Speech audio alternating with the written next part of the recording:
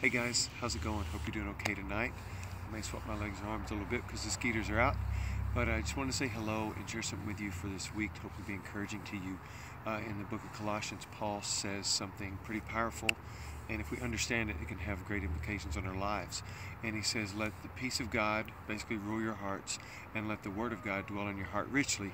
And what he means by that is the peace of God is not something that we manufacture. It's not something we get because we have a good week. It's not something we get because we did everything we thought we were supposed to. It's because something Christ does in us. And what it is that he does in us is that we are completely at peace with God.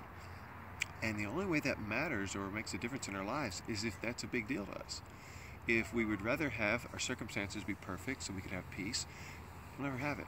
If we want everyone to like us, and that's how we have peace, we'll never have it.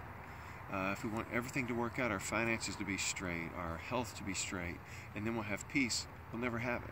But if the fact that we have a relationship with God, and it's perfect because of Jesus Christ's work on the cross, his death, burial, and resurrection, and the benefits are ours because of what he did, and the way God sees, the Father sees Jesus is the same way he sees us. That's why we have peace. The only enemy we ever had was death, because after death there comes a judgment. But now, death is a gateway to God. It's something we should look forward to. Paul was like, please let me out of here. Let me be with you now, because he had that peace. But he was like, why can't I have it all? Why can't I have everything? Can I just come and be with you? But for the sake of the people, for the sake of us, for the sake of the church, he stuck around so he could teach us. So I want you to be encouraged this week with those two things. One, let the peace of God dwell in your heart richly, not because you're doing everything right, not because you failed, not because you're successful, but because of Christ's work on the cross. And let the word of God dwell in you richly. It doesn't mean memorize a bunch of verses so you can feel better about yourself or try to prove to God you love him. It's when you read the Bible, you see the truth of the Bible.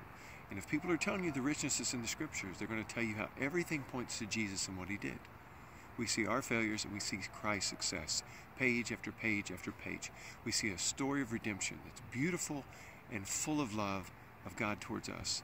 And that's why we want to have the word of God dwell in us richly, consistently, is because we're going to see the gospel over and over and over. And it's that good news that reminds us of the peace we have with God. Hope you have a blessed week.